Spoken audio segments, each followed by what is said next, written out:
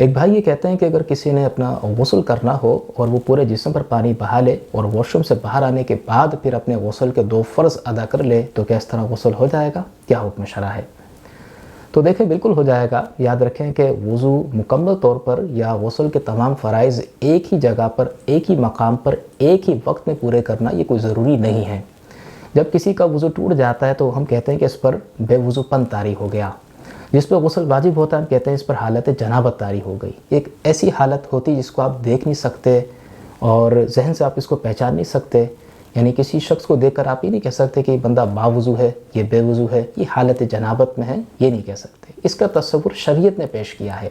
اس کا حکم یہ ہوتا ہے کہ جن جن اعضاء پر پانی بہانا فرض ہے یا جن اعضاء کے جس جس حصے پر پانی بہانا فرض ہے، جیسے ہی پانی جہاں جہاں سے بہتا چلا جائے گا اتنے حصے کی وہ حالت دور ہوتی چلی جاتی ہے۔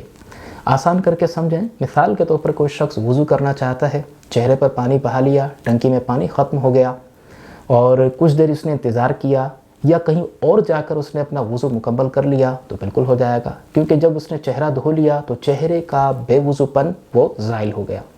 جب اس نے دوسرے مقام پہ جا کر اپنے ہاتھ دھو لیے، پاؤں دھو لیے تو ہاتھ اور پاؤں کا بے وضو پن جاتا رہا۔ اسی طریقے سے اگر کوئی شخص غسل میں کرے کہ یہ پورے جسم پر پانی بہا لے اور غسل کے باقی 2 فرض اگر باہر آ کر ادا کرے تو اس میں کوئی حرج نہیں ہے کہ پورے جسم پر پانی جب بہہ گیا تو پورے جسم کی حالت جنابت وہ واش روم میں زائل ہو گئی، اور جب اس نے کلی کر لی، ناک پہ پانی چڑھا لیا تو یہاں پر 2 فرض پورے ہو گئے، تو اس طرح سے بالکل غسل ہو جاتا ہے۔ اس میں پریشان ہونے والی کوئی بات نہیں ہے۔